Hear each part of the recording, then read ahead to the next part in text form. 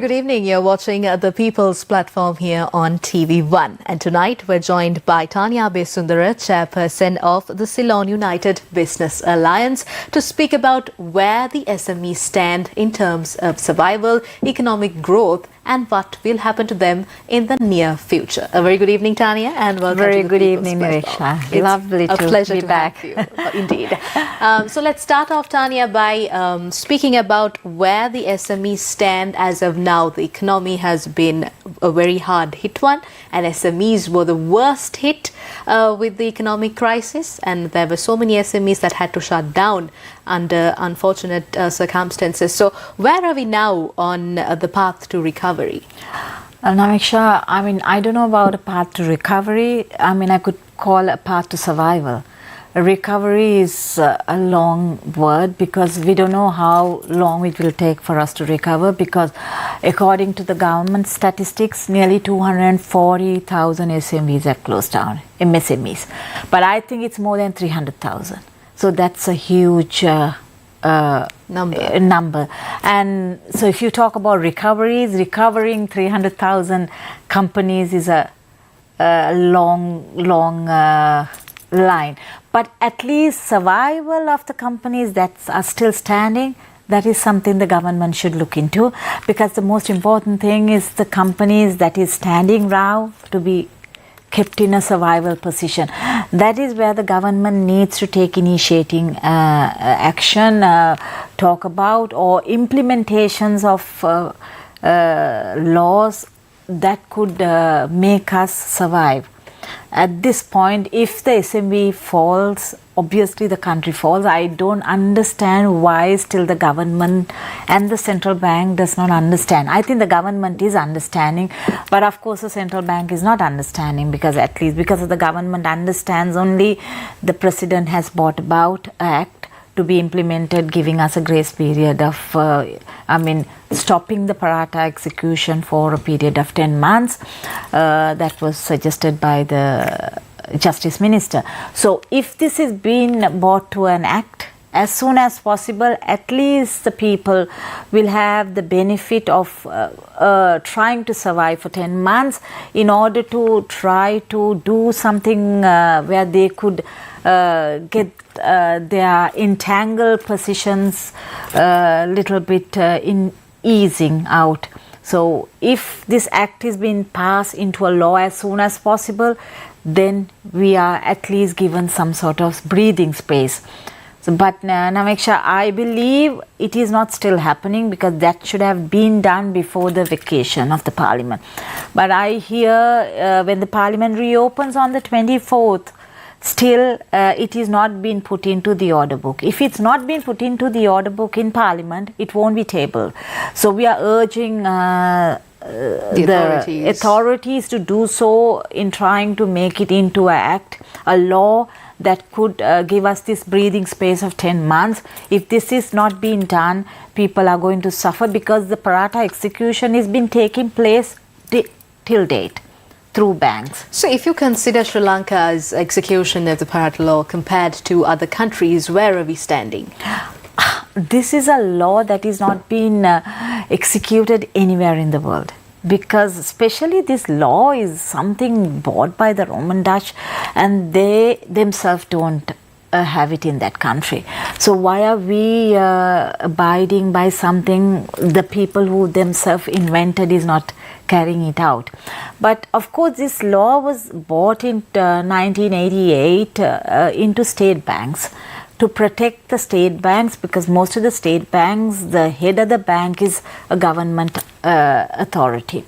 So not to misuse funds of the bank, that the law was brought apart. But in 1990, Act number 4 was given the opportunity for the private banks to obtain it. That was the wrong decision. But of course, if these are being done in a correct way, it is okay. Why I say is, even this Parata execution, that what is happening today, before the country was called bankrupt,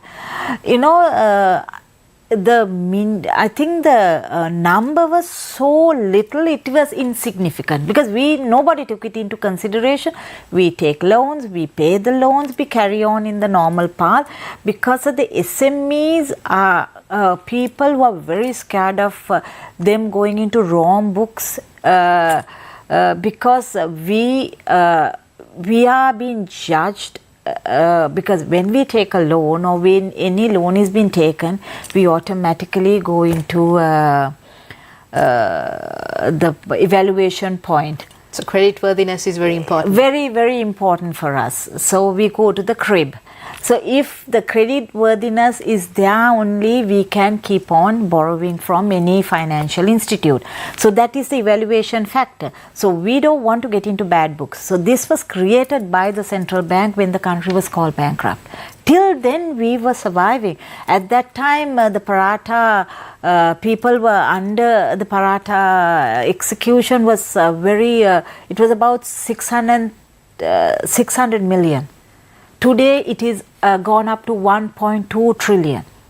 Just a span of 2 years after calling the country bankrupt. We survived through a Easter bomb attack. We survived through a pandemic. But we could not survive through when the country was called bankrupt because we were put under so much of restrictions. That was the cause of this. We was not the creator of the situation. The government, the central bank was the creator of the situation. We were the victim of the situation. Now we have become a monster, like we are not paying deliberately. It's not the case. We are unable to do so. But it is also the SMEs that contribute to the majority, or rather a big portion to the GDP of the country. The SMEs are the backbone of the country's economy. I'm sure you have come on multiple programs and kept on telling the people about the importance of protecting SMEs. And now you spoke of financing SMEs. How has the process eased out now with President Wickremesinghe saying that we're slowly getting back on our feet and we're on a path to recovery? By 2048 we'll be a fine country. Has that really reflected on the financing for SMEs?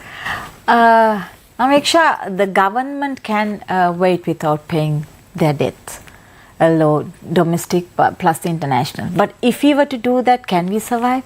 So how are we going to survive till 2048? We got to survive today to go on till 2048. So the situation we are in is a very, we are on the edge of the knife. We don't know what time we'll be splitted into.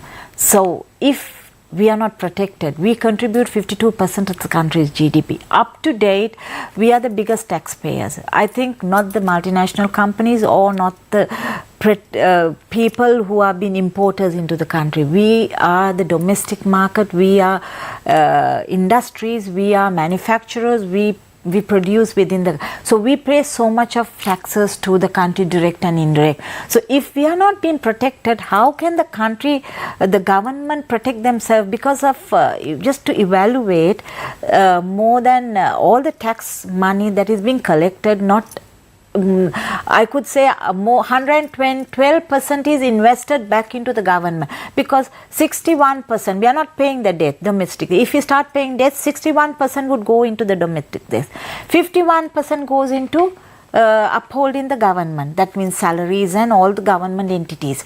So 51 and 61 is more than 100%. So it's more than what we collect the government is spending. So today no investment, no protection is being done with the tax money. So what is the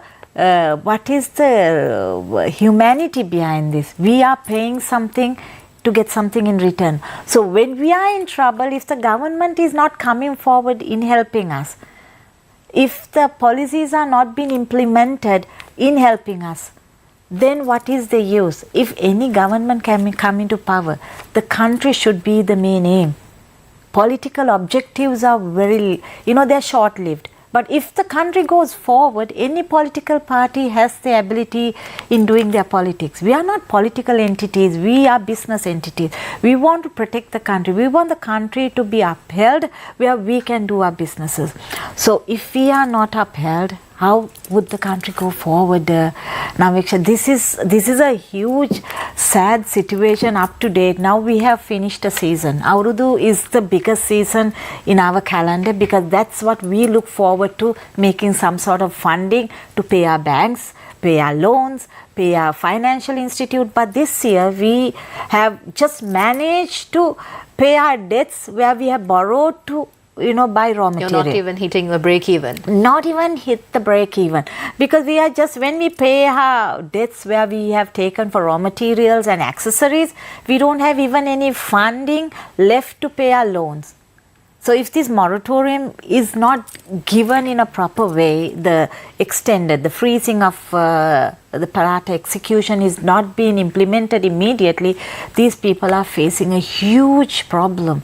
The country itself is facing a huge problem. Not only small companies, now even big companies are going into this. So one by one, if these companies start falling, who is acquiring these? These are being acquired by a few group of people. So end of the day, the economy will be run by a few big players. The country will be a monopoly. So where are we as business entities going to stand further? So in other words, few companies, few entities will call the shots economically, politically. So is this what the country needs? Indeed, because I believe that SMEs will also add variance to the products offered. The consumers will be left with a bigger variety of products even when you go into the market. And SMEs are also what provides a lot of employment opportunities, and also in terms of creating new ideas, SMEs have always been better than the big giants because there are always more innovative approaches that are carried out by SMEs. So if we are going to struggle to survive as SMEs, then the economy is going to get hit even worse. Yeah, let me explain another thing. Now, according to the IMF, we are supposed to open up the economy into imports. I mean, just look at, we as a nation have suffered to say that we don't have dollars. Now today we are importing at a rate, we have opened up the market. But the manufacturers in this country are finding it hard to survive. But the government policies, if any goods that come into the country is cheaper than the manufacturing factor, might as well bring it down. But you got to understand, you need dollars to bring these down. You're not bringing any value added. But if you were to manufacture within the country, that is the protection of the industries, is protecting the country. You take anywhere in the world, we have FTAs been signed, but none of these FTAs will allow the other countries' industries to be affected. But in our country, this is the only country in the world FTAs have been beneficiary most of the time for the signed counterparty than us, because our industries are not being protected. We get minimum coverage through the FTAs. But of course there are benefits, but those are not for the SMEs. Those are benefits for big companies. So these companies, anyway, if there are FTAs or not, they will still be. But for us to be surviving, the government needs to protect the industries within the country and make this economy into an industrial economy. That's how we go forward, not making this into an import economy. We don't have dollars. Just imagine, we are not allowed to import vehicles, but we are allowed to import electric vehicles. Each electric vehicle is about 100,000 USD. That is being sold 3 times more. I mean, minimum you need about $500,000 in rupees to buy an electric vehicle in this country. But if you were to bring down normal vehicles, still you're spending dollars. How many vehicles can be imported into the country? So there will be an industry, there also will be a survivor. But here only a few players survive. So decisions taken should be always beneficiary for the country. And for the majority. Majority, Naveksha, not for few individuals. It has to be people's friendly. Economies have to be people's friendly. Today, I was having breakfast with few embassy entities. You know what we were discussing? How their economies, when they are facing a recession in their countries, how are they looking into? I mean, right now, most of the countries in the world are going into. But they are evaluating what is the recession point, not trying to suppress the economy to come out of a recession. What we have done is totally suppressed the economy. There was never a case. I have always said, we have no shortage of dollars in the country. We have no shortage of rupees. We have created it. I mean, if there was shortages of dollars and rupees, how can people will be living this lifestyle today? Definitely. There's a lot more to talk about. You have so much to say, and we'll get back to all of that right after this short commercial break. Stay with us. This is the People's Platform on TV.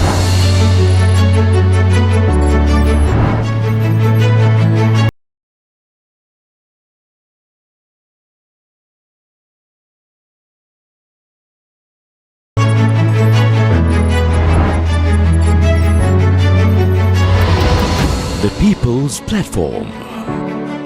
මේ ප්‍රතිපත්ති රාමුවත් මේකත් හිස් වූ රාමුවක්. නායකෙක්ට පුළුවන් අවශ්‍යයි නම් සංවේදීත් වෙලා ඒ වෙලාවෙම තාර්කිකත් වෙන්න. ජානමය හේතුත් බලපාන්න පුළුවන් ද සමහර වෙලාවට මානසික තත්ත්ව වෙනස් වෙන්න. මානසික රෝගයක් 80%ක් ජානගතයි. 20%ක් එන්වයරන්මන්ට් එකේ ඉන්නේ. නින්දේදිත් සිදුවෙන ශ්වසන අපහසුතාවන් පිළිබඳ අපිට වාර්තා වෙනවා. මේක ගොරවනකොට වැඩි වෙනවද? නින්දේදී සිදුවන ශ්වසන අවහිරතාවය නැත්නම් අපි මේක හඳුන්වනවා මේ obstructive sleep apnea කියන තත්ත්වය.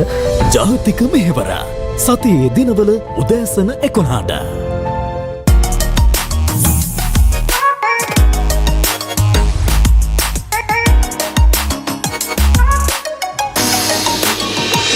The Boys Kid Sri Lanka Grand Finale. Anka Dekin, Valimati, Vinud Devsutu, Sensuada, Rakri Hatai Theatre.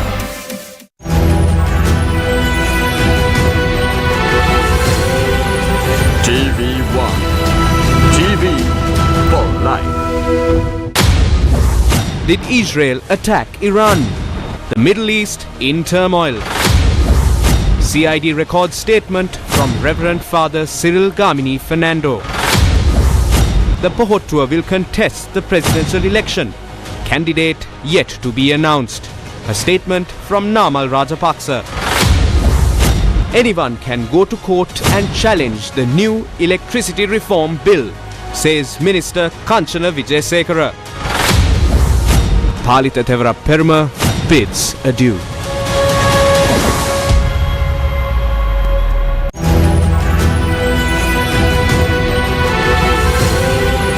TV1. TV for life.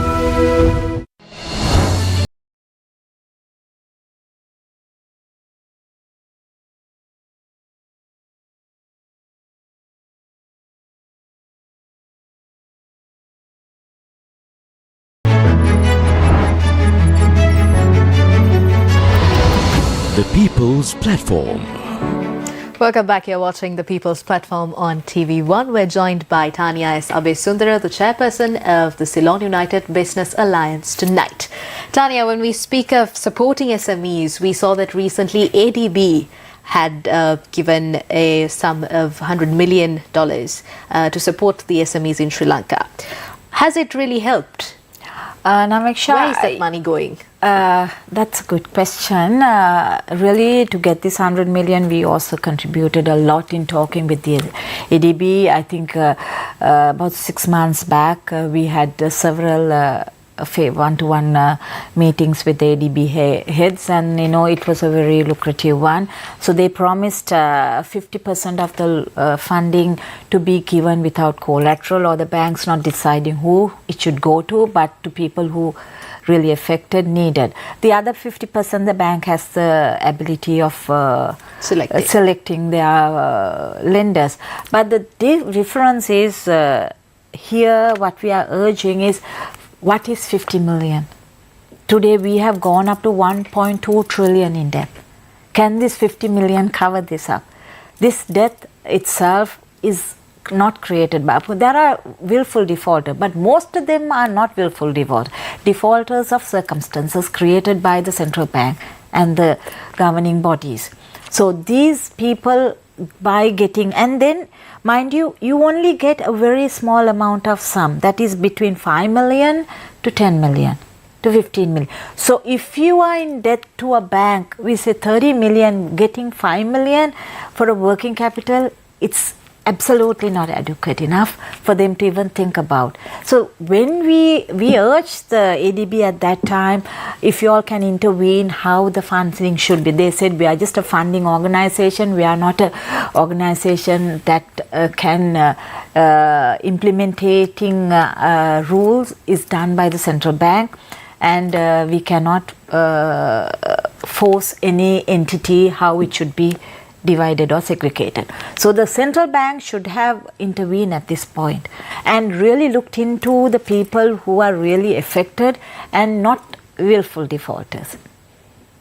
Okay, so people defaulting due to circumstances should have been segregated. But every bank knows willful defaulters and people defaulting not be able to on genuine reasons. Genuine reasons. So the bank should have been given the opportunity to segregate, identify, and to allocate adequate funds. If I need 25 million, if I get 5 million, it's my not getting that 5 million is better than even getting that, because I become a debt. It is another liability on me, and that is not going to help me. If I need 25 million, I should have the 25 million.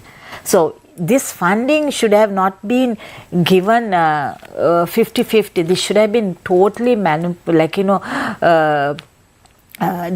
taken into a private, the central banks under guidance, and given out to banks to give it without collateral or without any back interest over the people who they should be giving it to. Now, these loans are most of the time offered to people who will be paying. Those are people like us. So, I mean, though I'm fighting so much, Nivaksha, I'm not in a position, I'm not in bad debts with any other banks. I have no issues, but I am fighting for the country, because if the country stands, only I also can do my business. That's how your business will grow as well. I have been in the industry for 23 years. I'm also now at the urge, because of the businesses, the consumer market is suffering, because their priority, their liabilities are not buying, garments or clothing. Their first priority is paying the electricity bill. The purchasing power has indeed decreased drastically. Drastically is more than 50%, because the prices of any product, essential goods, any product has gone skyrocketed by 300%. So 300% into utilities to any goods is not a bearable ability for any human being in this country, because their salary or their wages only have gone up by 30 to 50% maximum, but their living cost has gone up by 300%. So where is the gap? How do you manage to bridge the gap? I'd like to ask you, Tania, now, as the Ceylon United Business Alliance, I am pretty sure that there are other organizations such as yours as well, which comprises of business owners and entrepreneurs and so on. So have you all had the opportunity to discuss with the president and sort of come to a plan, to come up with a plan to help out these SMEs that are suffering? Yes, really, Nameksha, the Parata execution was also a part of one of these discussions. That was about 3 months or 4 months back. The Justice Minister and the Industries Minister, we all got together, had a conference at BMICH, and then he promised to try and convince the president of trying to execute, bring about this. So you're saying they're also actively trying to make some progress? Yes, they are. I'm not denying, but trying and doing is two different. Anybody can try. Now, trying to be implemented, that's what they have tried, we are asking them to make it an act. You and I both, everybody tries. But implementation can be only done by the president to the governing bodies. We can't. We only can ask, we can only try. But it should come from them. They got to feel it. They got to understand it. They got to sense the need. So if the need is being sensed, the act has to come into a law the first thing the parliament reopens. If that is not being done, the longer they prolong on this, the victims are in numbers getting worsened.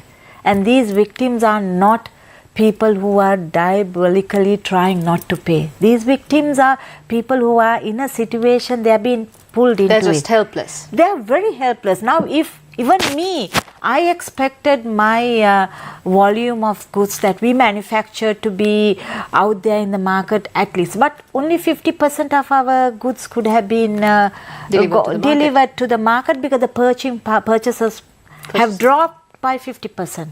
Because the basket has got increased in value, but in numbers it has decreased. Now even you, if you were to purchase 5 pieces, today you would have only purchased 3 pieces. Every individual is doing the same, from consumer good to everything. Even you go to a supermarket, they don't buy lavishly like they used to. It's because only the very most essential only items the that they'll niche pack. can afford to. And niche is never affected. You cannot make rules for the niche. It has to be on the majority. Absolutely, and the majority is on a floating platform. They are trying to survive.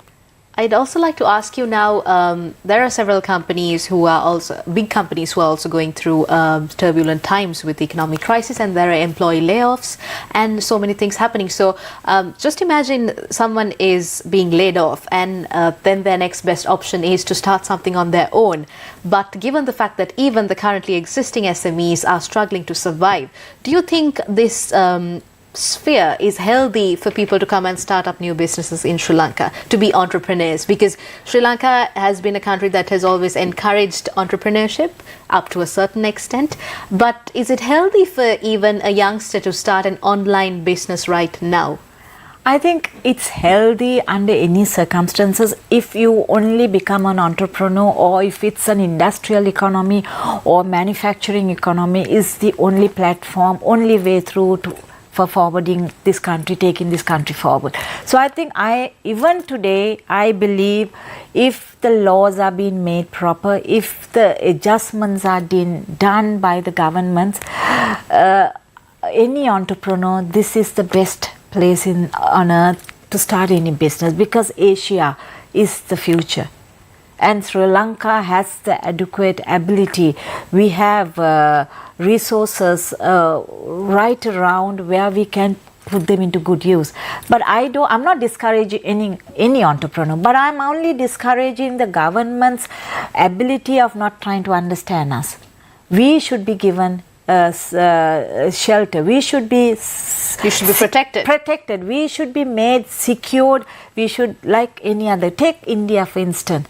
You know, if you are a SME entrepreneur, they have given so much of benefits because they want them to come forward. They want them to develop. If they know if they develop, only the country would go forward, because they are the people who create jobs in small scale but in a wider platform. We might give employment to a little, but we create a wider platform. If you were to take from just any patch, from here to, we say, from here to Colombo, just see how many SMEs are there. Each company would be, employing at least 5 people. So if you were to take in hundreds of, see now 300,000 companies have closed down. 300 into 5 people is how many? That's quite a number who have been affected. This is just, then the government itself is putting on paper saying 250,000 companies have closed down. So 250,000 into 5, so it's more than 1 million. Definitely, it's definitely so high this time is what we are saying. What we are saying is not a lie. We are not creating an illusion. This is the truth. The government needs to understand. But if the Reds also starts closing down, where are you trying to go from here onward? How can any government try supporting so many unemployment? Each family, if 3 people were employed, you say we take the basic, minimum basic, it's about 30,000 to 40,000. So more than 100,000 rupees per family has been lost. Can the government support each family to gain 100,000 rupees? By giving 5 to 10,000, can they survive? So this is a big picture they need to look into. Definitely, the government definitely. It's a scary situation, Ameksha. It is a very scary situation. Yes, I think the authorities and the rulers and the government should understand the need of the hour and the need of the people. With that, it's time to wrap up People's Platform for tonight. Thank you so very much for joining us tonight, Tania. It was indeed a very candid conversation, and you definitely shared a lot of insightful thoughts. So thank you very much for joining us. Thank you, Nimaksha. Thank you, MTV, for having me back again and, letting me speak boldly. It's indeed our pleasure. I know it's scary, but I got to. That is indeed our pleasure. A very big thank you to all of you who joined us tonight. We'll see you again next week at the very same time. Till then, take care and have a great